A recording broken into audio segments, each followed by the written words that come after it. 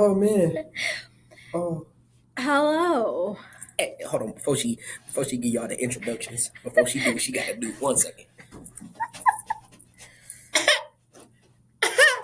If you're listening on Spotify and you're not watching this video right now, Hey man. the Detroit Lions Hey man.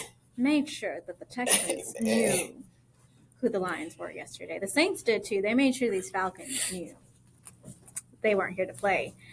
So Jordan is wearing his Lions jersey, represented correctly, because we will have a Lions Super Bowl. You best to believe it. Them boys gritty. I love it. Okay, so getting back to our introduction, welcome to the Free Lunch Podcast. Hey. I'm Julia. I'm Jordan, the intern. And today's free lunch is currently not provided by anyone, but Jordan, if you would like Hawaiian Bros, it's on me today. For real? For real. Hawaiian Bros? Hawaiian Bros. We'll go get Hawaiian Bros after this because I could go down on some Hawaiian Bros. So free lunch later will be provided by me for Hawaiian Bros. For my tocos and my oozes. Jordan has worked really hard this past weekend, helping us prepare for the women's brunch. He's been kind of our supportive leading man for the women's brunch, which was pretty successful overall yesterday. It was pretty cool. Yeah. Thank you to Reverend Dr. Kimberly Hall, the Air Force chaplain stationed here at, what is the name of this base? Shepherd Air Force Base. Thank you so much for providing a really, really incredible word for the young women who were present at our brunch. If you haven't heard her word, we did post the live as a reel on our Instagram story. I highly encourage you to go back and listen to that message. Whether you're male, female, or identify as something other, I think it's still a timely message for all of us to hear about being resilient and still being present with God and knowing that God is present and calling us even in the midst of. Oh, yeah. So speaking of that, Jordan, you had a Bible study last week. I did. And I've already told this to Jordan, but it was one of his best Bible studies he's had and led for our group. And I think the reactions and the reflections that his teammates were giving, like those were pretty deep responses that you were getting from your teammates. So let's talk about it. Well, the conversation was pretty, I guess self-reflective of myself. I feel like God is allowing us to live very similar lives in order for us to have that cohesiveness of knowing that we are going through some of the same things. Part of my growth in my journey has been me recognizing what God has blessed me with and using his gifts in the right ways and, learning from things that I may have identified as a loss before, but now know that, it was a learning moment for me and it was a growing moment for me. And so in my mind, it's an opportunity to share with someone who might be going through what I already have been through. And maybe I can tell them or show them like what I've learned in that moment while they're in it. That way they can kind of recognize it a little bit faster. Don't have to go through as much as I probably did. So I feel like that talk was big, especially for the folks in the room. It was pretty cool to see everybody's, come out of their shell a little bit, and actually have some conversations that made them a little uncomfortable. Yeah, I really appreciated how you were kind of specific of the order that you were going with asking everybody. Oh, yeah. And very intentional with it. And like also keeping some of your peers on track. Because it was very easy to like want to distract everybody else so that way you're not the one having that uncomfortable discussion and bringing that up. Oh, yeah. But I think you did an excellent job of making sure you were calculated on who you asked to do that. Oh, yeah, for sure. I wanted the conversation to roll, right?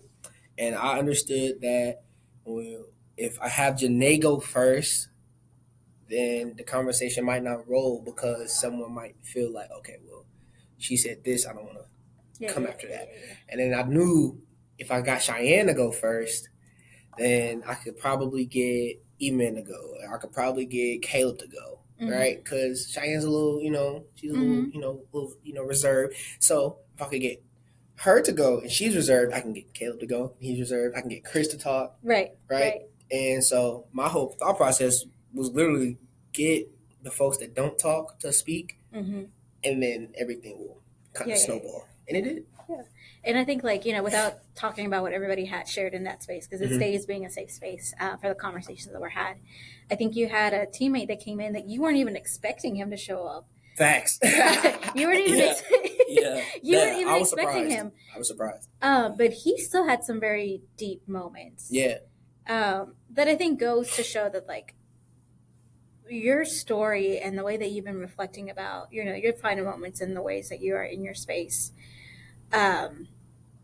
it goes to show that you don't know who's going to show up in the room. Mm-hmm. And I think it goes to show that, like, you were focused and you were intentional and they responded well. And this person that I think probably came mostly because of the food that we were serving that night, which was fried chicken and mac and cheese, because all of us needed some comfort food, and who doesn't love mac and cheese and fried chicken, i.e. me. But it was definitely that comfort food that we all needed. And I think it led to something deeper, and I hope it did. Like, I don't know if you and him had follow-up conversations afterwards. Mm-hmm. What's crazy, so the conversation we had, me and him didn't talk, but another teammate, I was sitting stretching, and I have to stretch my knees out, not because I'm old, but, I gained a lot of weight, okay? So I got to stretch my knees. My patellas got to have some elasticity, okay? And so we usually never speak, and he just comes up, and he's, like, asking me questions like you would ask a senior, trying to get an understanding of where, like, direction and everything. And I was just like, man, like, was I like this when I was, 19, 20? Like, I think I was surrounding myself with older folks just because, like, that was the space I was comfortable in. But as far as, like, actually asking the questions to grow, I don't think I was doing. And he was asking the questions. So, like, today he's gonna bring me his journal to show me, because I told him, like, how I became, because he asked me about my confidence, because, like, even, like, on the field, like, I'm not really out there second guessing much of anything. Like, regardless of where I'm put, I'm kind of just like, I got this. But I told him it comes from preparation, right? I've been prepared for this, so I don't have any doubt in what's going to happen. So regardless of what circumstance I'm put in, I know that I've been prepared for this. Right. And so I let him know, like, you gotta start to, you can't just keep going, like, working your head into a wall. You gotta kind of, work productively. So I told him make a bunch of small goals for a big goal. Said, let's start with the big goal. What's your big goal? Well, I want to do this. I want to do that. Okay, cool. Let's do 4 studies a day, like 4 study times a day. I mean, not a day, 4 study times a week. Let's do 3 extra, workouts, right? What are you not good at right now? Right. Not good at stopping on the dime. I'm not good at my routes yet. I'm not, all right, bet. You're going to run 10 routes a day. You're going to stop on the dime 10 times a day, and whatever else you need to do. Catch balls. Cool. Those are your 3 things for football. Now, 3 things for school. You got to study 4 times a week. You got to do this. You got to do that. Cool. All right. Now, these are your small goals. Now, let's make some smaller goals that you can do every single day. And I was like, you have to, like, because he was like, I want to be consistent. I said, okay. Consistency isn't something that you don't wake up and go, I'm consistent. Yeah. No, you got to do consistent things to be consistent.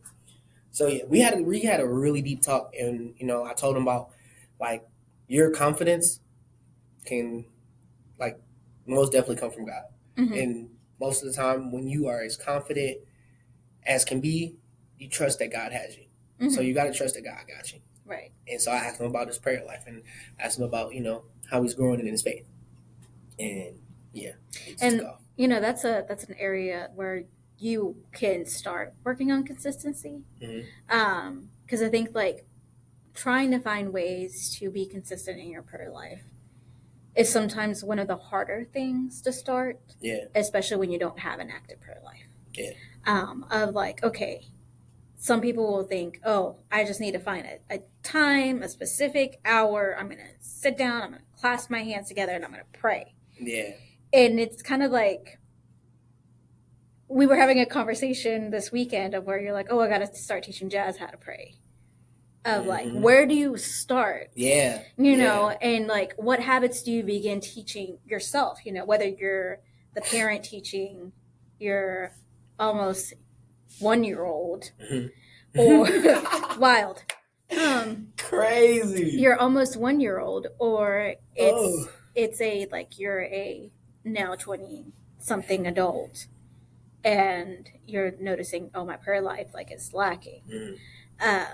And like trying to find what is the consistency that you can set up for yourself. Yeah. That's an achievable goal, and not just say, oh, this is a goal that I want to get to of like every single day I'm praying. Yeah. Like, how do you make yourself a consistent of like intentionality behind it? Yeah. And I think prayer life is one of those places where you learn your consistency. And when you, me personally, when you work on your prayer life and you have a more consistent prayer life, it has after effects on everything else. Like, where are you consistent in showing up to work? Where are you consistent in turning in paperwork? Where are you consistent in turning in a movie project? Ow. Or where are you consistent for all of you that are taking Dr. Bunch's class? Where are you consistent in turning in your paper that is due in a couple of weeks? Facts. This is one of those spaces of what you do in your private and your personal life. Consistency reflects there too. Yeah. And I think it starts with prayer. Thoughts? I think you're totally right. I think that a part of growth is understanding where you are not consistent at. And are these places that you're not consistent at harming you? Are they affecting you in a negative way? You know, like, so I look at it in the sense of like, okay, am I cleaning up my house? Am I consistent in that? Yeah. No. Yeah. So I need to be more consistent in that, right? And me and Monty had a conversation about it. She was like, you clean up the house once a week. I was like, that's pretty consistent for me. She was like, Jordan, you go the whole week. And I'm like, yeah, you're right. Yeah, now that I think about it, yeah, you're right. That's a bit, I'm less low key, you know. But it's in my mind, you know, okay, that was my consistent thing. But I have to be way more consistent than just once a week. Yeah. Cool. All right. So like, now I can go, okay, so let's go beginning of the week and end of the week. Yeah. And then a little maintenance in the middle. Ooh. So. Ooh. Wait, repeat yourself again? We go beginning of the week, end of the week, a little maintenance. Oh, okay. Now, watch how this translates to all this other stuff. Okay. So, when we're talking about Jazz, right? The biggest thing Monty was harping on is for us to have her on a sleep schedule. Yes. So, at first, we were like, oh, we got to do it every day. Then we realized we're not going to do it every day. So then we're like, okay, all right, certain nights we're going to get 9 o'clock, bath, bed, sleep, cool. And then those certain nights came. And then those certain nights, you know, we had the beginning of the week, we're going to make sure she sleep.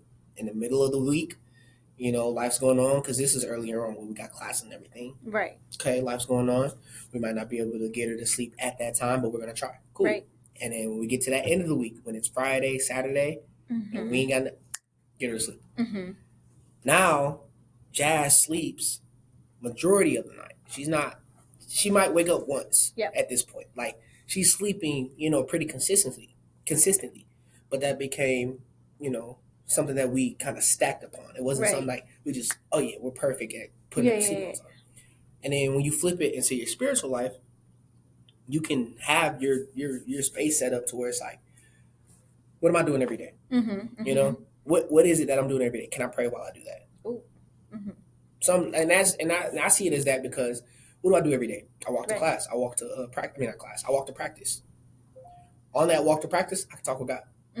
You know, on my way walking back from work to weights or something, I can talk to God.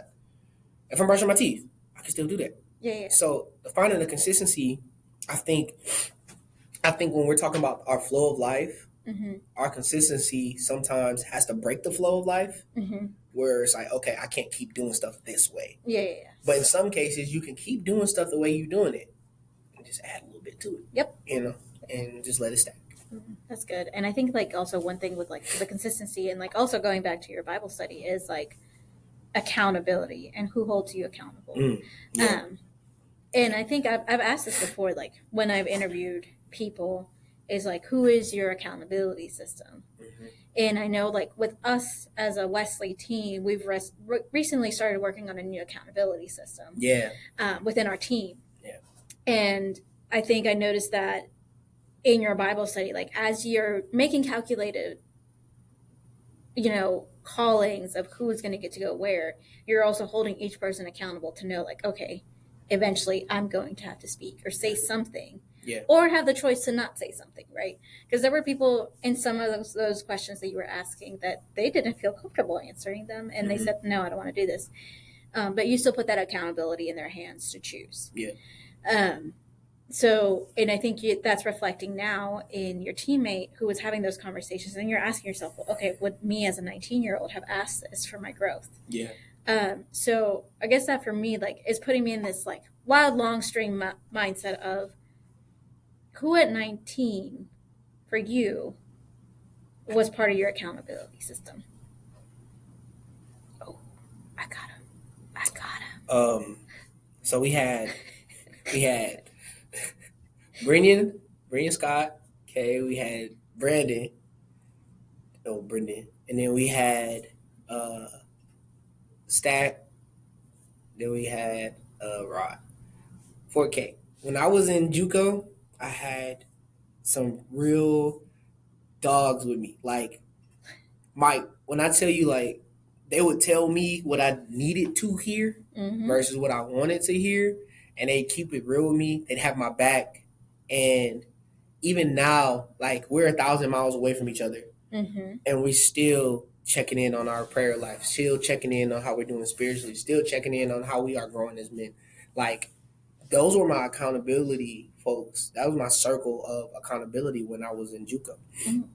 Like, I didn't really lean on my parents as much to hold me accountable anymore. And I won't say I leaned on them to hold me accountable. They kind of just did. Like, as a group of friends, like, we just automatically, hey, bro, you lacking here. Yeah. Or, hey, bro, did your grades, you good on your grades? You need help? You good? Like, yeah. Everything, like when I was in JUCO, man, like our relationship was built on accountability because we didn't have anyone else. Yeah. When you're in junior college, and this thing, I don't know how to really harp into my younger guys, and they're like, "Oh, I want to go JUCO, bro." Some of y'all not built for JUCO, man. Some of y'all not built for them lonely nights, dog. But still, though, it's like when it was just us, we were able to depend on each other to hold us to a standard. Yeah. When I wasn't really like, I wasn't the cleanest dapper, but they kept me from falling off the edge for sure. Yeah. When they saw I was partying a little too much, hey, bro, come here. That ain't helping you, bro. And so it was good to have that circle of people then.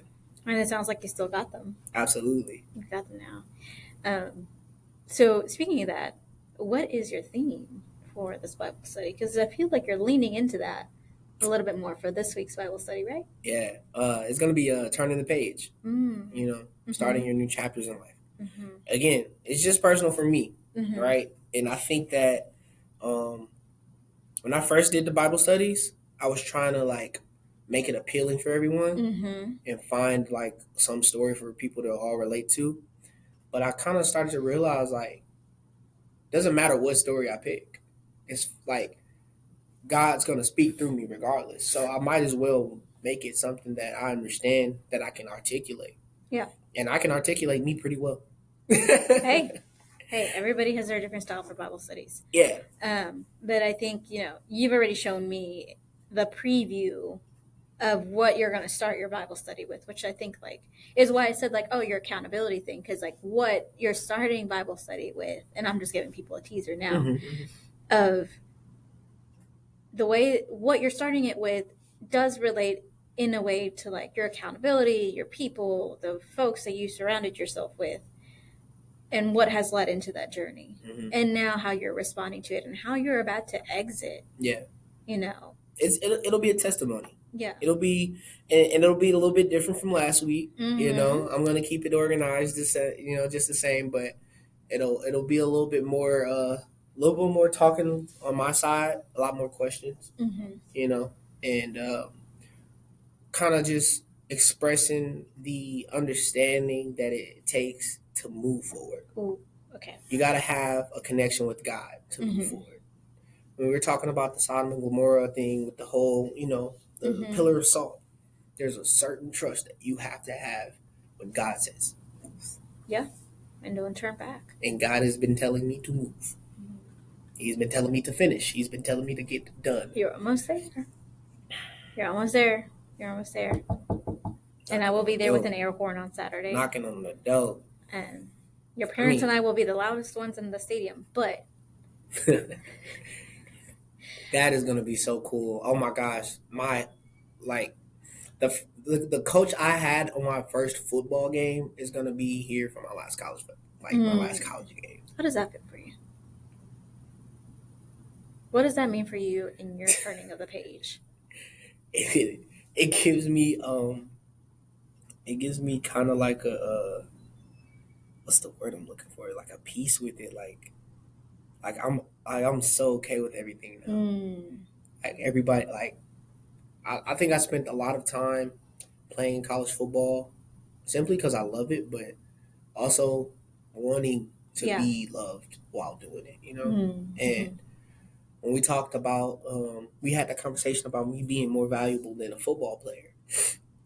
I think that partially it's harder to see it when that support system that you've grown up with isn't there to see it. Yeah. They aren't there to see the growth. They aren't there to see you play. They aren't there to see you mature. And there's so much that I feel that my family hasn't been able to see. Yeah. And I think that a big part of why I'm so just giddy. Like I don't even have the words necessarily because I'm just happy. Yeah. Yeah. The people that have always supported me are gonna be there to support me one last time when it Mm-hmm. comes to football. At least college football. Yeah. I am We never gonna know. We never know. I am gonna do the Canadian football tryouts. I'm just gonna be real. All right. Gots to go do them. But as far as college football goes, and I think it's so amazing to see how everybody just on board. Like, okay, we all come down for the game. Yeah. Yeah. I think that translates to more than just people who are football players. I think, Yeah. When you, even as you grow up and you're someone like me in your 30s, like the people that are part of your accountability system, and I say this to promote this for anybody that like you're still struggling trying to figure out who your accountability system is. The people that are willing to be with you through the highs, through the lows, and are willing to not always be physically present Mm-hmm. and may not always know all the small details, like your rough days, the days that like the people that you work with aren't the nicest, or the days that like you're having celebrations on the field and aren't the ones like physically being there, but you know that if you need them, they're there for you. Absolutely. Those are the ones that make these like closing of a chapter, turning of a page moments so vital, because you know that regardless at the end of the day, like they're the ones that like if you just call them, they'll be there. At this point in my life, I have multiple people both in the church world and people that aren't involved in the church world anymore, or have never been, that are different versions of my accountability system. And they're the ones that will root for me. They're the ones that will tell me like, why are you putting up with this? And they are the ones Yeah. that will also like when they haven't heard from me in a while will say like, I need you to check in with me Yeah. because I need this check-in, or like say like I need to hear from you. So I highly encourage that for everybody. Like find these people, these communities that will be your accountability, to be both your cheerleaders and the ones that you may not see them but are there for you. God put us on this line, right? Okay. And we're all connected to this line. Mm-hmm. We all need each other. Mm-hmm. And this main line is God. Mm-hmm. It's our faith. Mm-hmm. but we're all connected through our faith. Right. Whether you have a strong connection with God, Mm-hmm. like you might feel like you don't have a strong connection with God. Oh, Let me oh, let oh, me hold on, re-say hold that. on. Let him cook. Let You him cook. always have a strong connection with God. You're Mm-hmm. always connected, but Mm-hmm. you might feel like I'm not there. And when the prodigal son Mm-hmm. was like, I've been away from my dad, da da da da, and as soon as he went back home, Mm-hmm. what up, though? Yeah. Like, you Yeah, feel me? yeah, yeah, Like, yeah. I feel like it's the same thing with God. Like, people need to understand we are not meant to live life alone. Mm-hmm. Mm-hmm. That's not the makeup of humans. Right. We are a social being. And we are not able to have the people in our life that circle Mm-hmm. to sometimes bring us back down to earth, Mm-hmm. sometimes lift Mm-hmm. us up, then we aren't able to really fully function how we need to. Right. And I feel like, just like the government, you need checks and balances. Mm-hmm. Mm-hmm. Every decision that you just come up with, probably, and that's coming from me as a sporadic younger man that sometimes is a little bit impulsive.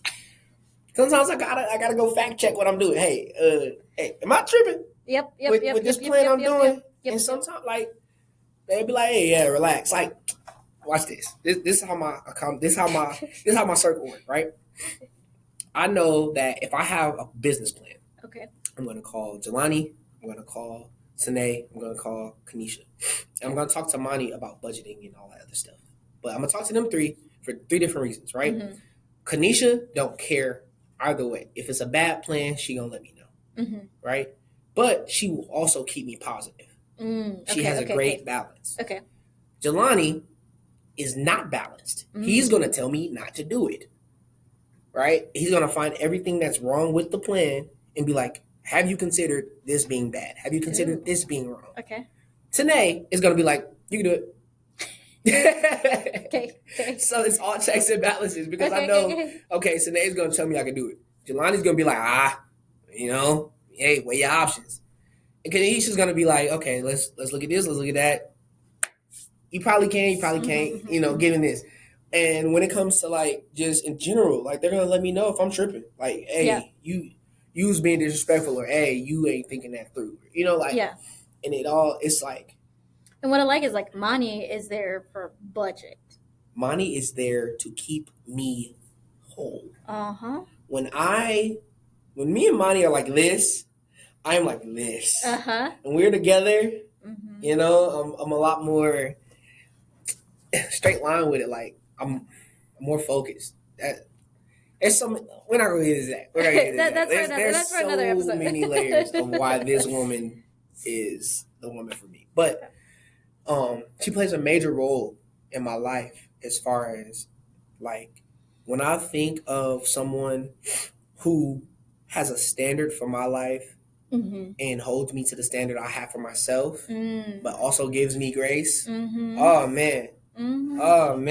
that Mm-hmm. she does it. She does it Mm-hmm. for me. That's part of your accountability system. Is they have to have people that like provide you that grace that you need. Mm-hmm. Because sometimes it's hard for us to provide ourselves grace. Right. Whether it's your prayer life, whether it's your faith, whether it's your walk with God, whether it's your studies, what have you. Mm-hmm. It's harder to give yourself grace. Yeah, it is. It's tough, especially when you're not. When you have a standard of this, and you start here, and you shoot, and you get like right here. Mm-hmm. My standard was up here. Why am I not? But look where you started, and now look at you. Ooh. Okay. Sometimes we forget that journey of growth that we've had. Yeah. Because we're worried about this. Right. Got to be where your feet are sometimes. And sometimes you got to talk to people that Yeah. you might not have had those conversations with in order to kind of do some reflective work. And that, oh my gosh. Therapy is you talking to someone about you. Ooh. Therapy is you talking to someone about you. Yes. You can have free therapy. When people talk about, oh, I'm going to therapy, I'm getting myself together. Fam, I just go to my friends And sometimes my dad, sometimes my mom, because Mhm. I need that full. You need that full Put me in a circle. glass box, Yeah. okay, and just let me get the full reflection, Right. because that's what you need. Right. You don't, especially when decisions are tougher. Mm-hmm. You don't gotta do it alone. Life ain't meant for you to go alone. Right. It's not. It's not. And let us reiterate that, at least for the Wesley is concerned, for our team, we are all pro having Jesus and a therapist as well. Oh, for sure. Whether it's a person, whether you are the kind of person that like you can find therapy within people that are close to you, or you might be like me that I need a professional that can be a safe space, that is not someone that I feel personally responsible Mm-hmm. to to have to respond to, right? Yeah. Yeah. Or you're like someone like my current partner, who he talks to folks that have been in the game for a while, Mm-hmm. and they kind of sometimes give him counseling and the therapy and help him be reflective. um, we highly encourage that, you to have that space for yourself, especially when it's getting colder, the weather's changing, life's changing, Life's changing. life is changing, and life is lifing. I'll go through changes. When life is lifing, Mm-hmm. you're turning the page as you're getting us towards having that as part of your accountability system of who can be therapy, counselor, advocator in that person to pull you out, right, of what it is you're going through in life, sit you down and talk to you. Yeah. Um, and I think, just as a little advertisement, I think that's one of the things that, like, I'm really excited about your program that you're going to launch next week, next Tuesday. It's coming. Next Tuesday. Jordan is tabling on it tomorrow and Wednesday about it, to come talk to him about it. But I think it's going to give space and grace for people that might be like listening to this podcast and be like, first of all, I ain't got people like that. Yeah. And if you ain't got people like that, guess what? You got Jesus. You got Jesus. And you got somebody that is Jesus filled. Yeah. In his walk in his life. And I think Jordan has been perfectly present in creating this program and setting it up in a way that, like, he is working with his accountability system. Facts. To be able to answer, really, it truly is a call to want to create this program. Yeah. Yeah. What's crazy is I've always wanted to make change. Mm-hmm. Like, even that, it's the rebel spirit in me to create change, to push the culture to be better. That's always been in me. Mm-hmm. Regardless of what circle of friends I have. You know who else had a call within him to push the culture to be better? Our good friend Jesus. Thanks. Thanks. Jesus was not someone that just went with what was happening. He took note of everything, took stock of everything, and said, here's where we need to change. Here's where change needs to be made possible. And said that in so many ways, right? Love your neighbor. Pay attention to your neighbor. Do this. Feed this person. Let the little children come to me. Feed them. Tend to this. Nurture this. And sometimes Jesus was human, because honestly, being able to flip a table because you're so angry and don't know how else to vocalize the change that's needed in the temple. Sometimes, listen. Don't get me started, because I'll go on a whole thing about. Sometimes you gotta flip a table, man. Listen. Sometimes some folks don't respond to the holding hands, kumbaya. Some people just don't. Which, by the way, this is side note history fact. Did you know the song "Kumbaya" is part of the transatlantic diaspora? Yeah. No, I didn't. There's a whole history lesson about it. Basically, the Kumbaya came from the whole slave trade transatlantic system that happened, and it was actually comes from part of that need and that diasporic need to have solace. Wow. There we go. It was people asking God to come and be present with them in that sense. Puts a whole different meaning to this camp song, right? That you've been singing since you were what, like 3, 4, right? Oh, there you go. There you go. There There's you go for all of so y'all. so much darkness. But sometimes those songs asking for a balm, asking for God to come in the way that the verses of Kumbaya ask us to be there, are ways that we continue to be in community. Mm-hmm. And this song is usually sung in community with people that feel that same rhythm, feel the music, and are part of that accountability system. So, sorry, complete side tangent, but also relative to where we're going with this. Yeah. I think that whomever comes to Bible study on a Wednesday night is going to be fed a word. Yeah. Yeah, facts. And be given a message by what you're going through. And we're excited to see it. I got some points. We're also making spaghetti that night. You're getting spaghetti, salad, garlic bread. We're also having chicken spaghetti for this Thursday's free lunch. Ooh. Yeah, so you're getting double spaghetti. Ooh. Double the spaghetti. Ooh. But that's besides the point. We're also gonna have a special guest Wednesday night. Oh yeah, we're gonna have Jordan's very own life giver, the woman who is responsible for this incredible human being that we've had as our intern for this last year. Jordan's mom is going to be here. His original person to teach him about the faith is going to be present with us. Thanks. And we're so excited to see you and to get to meet you and have you present and have you listen to how your son has grown. Because I think that's going to be one of those avenues of where she gets to see you live out your faith and watch how much you've grown. Because I've gotten to see it. Me in January versus me now is two different people. Me now versus me in junior college don't even know each other, and yeah. But these are all life stages. Mm-hmm. We had, my biggest thing, and which I'm gonna talk about, is the fact that all these different versions of myself have had to die or be let go of in order to become who I am now. Ooh. I couldn't hold on to the partying forever. Couldn't hold on to the women forever. And I looked at a lot of the influences I've had in my life. Come on, remove old potato sacks. Bring it through. I saw a lot of the different men in my life who have influence on my life, positive or negative. And I saw where they were in their life when it came to the relationships that they've had and relationships that they've diminished. So I knew that the party boy couldn't last forever.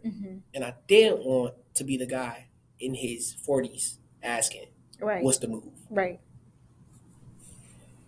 Nah. My dad used to tell me, you want to go to the party, you want to host the party. Me and Monty we're in our hosting stage now. Like small get-togethers and stuff, but like those letting go isn't a bad thing. We hold on to so many things that are not helping us.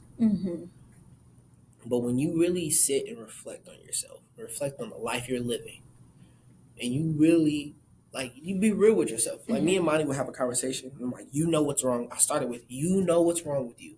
You can try and act like you don't, but you know what's wrong with you. So now that we understand, you know what's wrong with you. You know what's transpired to make you the person you are. How can we now move forward in a positive direction and let go of some of these bad things? Because sometimes you have to just let go. You gotta relinquish it because some things happen to us and it hurts our feelings. We have this iron grip on it, oh, because it made me feel this way, I have to be. No, you don't. Right, right, right, You have a choice. right. And what I hope is to expose people to the choices that they have in life. Mm-hmm. Because I I was raised with the understanding of I once I'm at a certain age, I have choices. Yeah, When yeah, I was a kid, I had no choice. yeah, yeah, Whatever they said, yeah, I had yeah, to do. yeah. But my parents made sure I understood when I get into life, when I Mm-hmm. am no longer just a child, I have choices to make in every situation I'm in. Mm-hmm.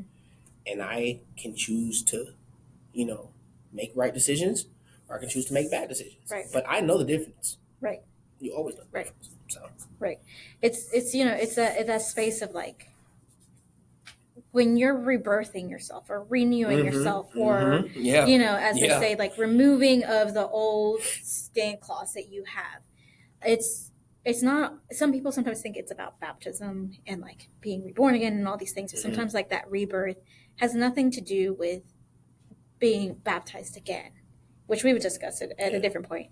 But it's a being able to notice that the version of yourself here needs to be removed in order for you to have a new path, a new walk with yourself, a new walk with God, a complete reset, Mm-hmm. And sometimes it's not even a reset because the things you experience in that version, that old version of you, still set you up for this new version of you. Yeah. Like you and I were talking about how like when I was a server in the industry, like I never thought I was going to use it in ministry, and yet here I was before the brunch cutting up strawberries and preparing a meal Getting and charcuterie boards together. getting it all together. But like that old version of you, no, you can't fit yourself back into that old wineskin, as they say. Mhm. But what you can take note of is that old wineskin started to help prepare this new version of you. Mm-hmm.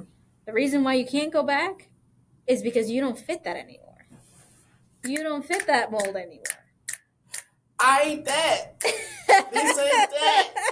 And this is this. Yeah. This is this. Yeah. It's crazy because like I people call it a lot of different things, ego death, and all this other stuff. But like a ego death to me is when I was dating Monty and all these other girls were, still in pursuit, and I just was like, when is it gonna stop? So I said, you know what, God, if any of these women are for me, show me, and if they're not, let me have peace with them not being in my life no more. All right now. And look who remains. A woman of God. A woman of actual substance. Like actual substance. Oh man. So it's like I know that I'm gonna have to do away with the version that I am now. Yeah. You know? College me can't come into this new version of my life. Ooh. Just can't. Can't exist. All right. I need a much more consistent version of myself. Okay. Consistency is back. For real talk. And I think my biggest issue is the most consistent thing in my life has been football. Now moving forward, the most consistent thing in my life is going to be being a husband and a father. Okay. So I just have to make that little transition, you know? And you never know. You never know where those life stories of who you were will come back to you. They're not going anywhere. Because listen, y'all have heard a lot of my life stories recently as the interns. Y'all have been listening to me. Oh yeah, for sure. But it's good. It'll come back to you. Whether as you turn the page, you're turning it into something new. These are all lessons given to me now, so I can give later. That's good. I got to impact somebody's life. That's good. In a positive way, given the things I've went through. So, just to close us out, how do you hope that in the next 2 weeks in between the tabling and the launching of God's Nuggets, how do you hope to impact people? The first thing I want to do is make people understand that they have choices in life. Ooh, okay. And they have choices to make positive decisions and a positive impact on their lives and the people around them. I want them to understand the importance of their positive impact on other people's lives. That's good. That's the first thing. All right. Yeah. Okay. Come back for more, or come see Jordan at a table. I'll be in the CSC chilling by Chick-fil-A. Come see Jordan tomorrow or Wednesday. Tomorrow at 11 and Wednesday at noon. Yeah. Come check him out, or come in 7 p.m. Kiowa room next Tuesday night. Come listen. Come find out how you can make an impact with people. And come stay tuned, or even come to Bible study. It's our last one with Jordan as the lead, and it's going to be a good one. So I'm going to try and go ahead, I'm going to do my best. I'm going to do my best. He will do his best, and he will do great about it. So come through. We'll hope to see you soon. And we'll do one last reflection with Jordan next week for the podcast. And hopefully by then, someone has said yes to becoming the next male engagement. Because we're getting close. We're getting close. So I got some training to do. we might have to get him on here. Yeah. But thank you for tuning in. This was fun. It was fun. We will see you next week, and now we're gonna go get some Hawaiian Bros. So we'll see y'all soon. Wednesday, Tuesday. Just a few days. Y'all be well. Hang in there. We're almost to Thanksgiving break. Hang in there. You're not alone. You're not alone. Seriously, even if you just want to come talk to Jordan and check in with him tomorrow. Listen. This man will impromptu pray if you need it. You hear me? Jesus got you. And if Jesus don't got you, because Jesus got you. Because Jesus got you the whole time. He had you before. And he gonna have you tomorrow. Just trust it. Anyways, that's all from us today. We'll catch y'all soon. Bye, y'all. Bye.